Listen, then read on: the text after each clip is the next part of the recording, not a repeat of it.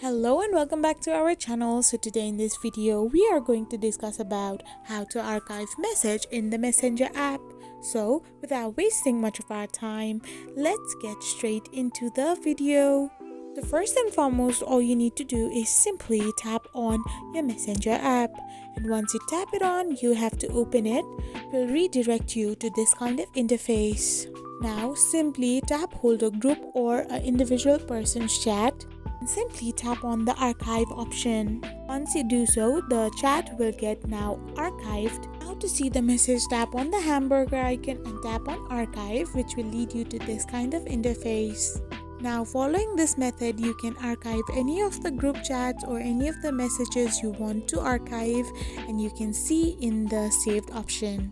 I hope you found this video helpful, so don't forget to hit that subscribe button and do give us a thumbs up. We will be back again with these informative videos.